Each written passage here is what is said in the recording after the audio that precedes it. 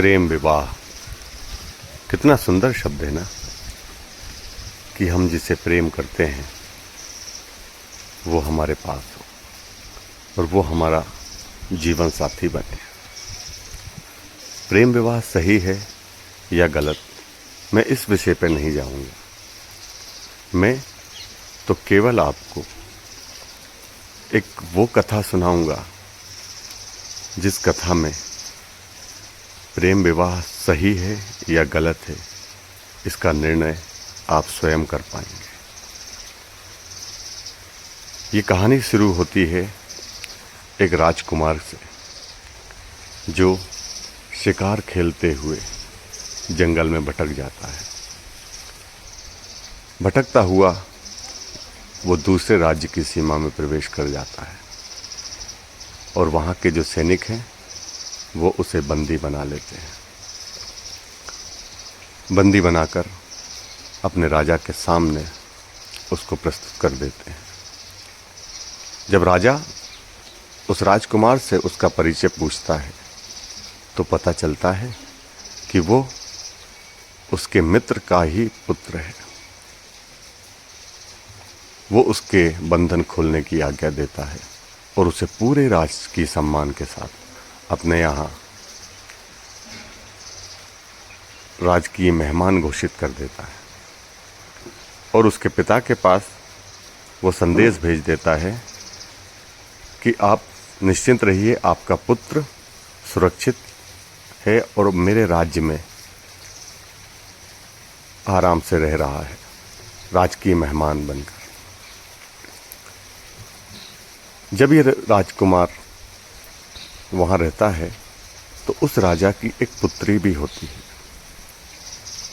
और इन दोनों के बीच में प्रेम हो जाता है। अब एक दिन राजकुमार उस राजा से उन दोनों के विवाह की बात करता है और अपना प्रस्ताव रखता है कि मैं आपकी पुत्री से विवाह करना चाहता हूँ। राजा बड़ा प्रसन्न हुआ, किंतु राजा ने कहा कि मुझे आप दोनों के विवाह से कोई आपत्ति नहीं है, लेकिन एक छोटी सी परेशानी है। वो परेशानी ये है कि जब मेरी बेटी छोटी थी उसी समय मैंने दूसरे राजा के पुत्र से इसके विवाह तय कर दिया है। अब अगर मैं अपने वचन को तोड़ता हूँ तो एक अकारण ही युद्ध होगा जिसमें हजारों लोग मारे जाएंगे। इसलिए मैं चाहता हूं कि ये विवाह ना हो। ये बात दोनों प्रेमियों के समझ में नहीं आई। वो तो एक दूसरे से प्रेम करते थे ना। तो क्या किया जाए अब इस स्थिति में? उन्होंने भी वही निर्णय लिया जो आज के समय में दो प्रेमी निर्णय लेते हैं, भाग चलने का। दिन निश्चित हुआ कि इस दिन हम यहाँ से भाग जाएंगे। वो जो राजकुमार था वो घुड़साल में गया और उस घोड़े के व्यापारी से कहा कि मुझे सबसे तेज भागने वाला घोड़ा चाहिए। उसने कहा कि मेरे पास दो घोड़े हैं, एक ये जवान घोड़ा है और एक ये थोड़ा बूढ़ा घोड़ा है। बोले दोनों में क्या खासियत है? बोले खासियत तो दोनों में ऐसी है कि ये जो जवान घोड़ा है इसकी रफ्तार का पूरे संसार में कोई भी सानी नहीं है, कोई इसको पकड़ नहीं सकता। लेकिन इसकी एक छोटी सी समस्या है।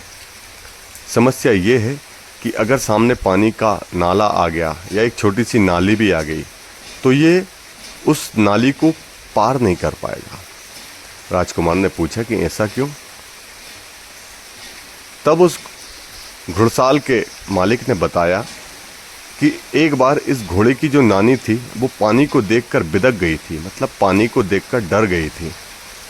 तो इसकी माँ भी पानी को देखकर डरती थी और ये भी पानी को देखकर डरता है।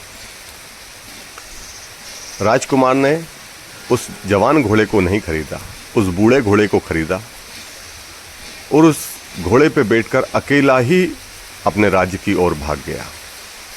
यहाँ वो राजकुमारी इंतजार करती रही, इंतजार करती रही, इंतजार करती रही।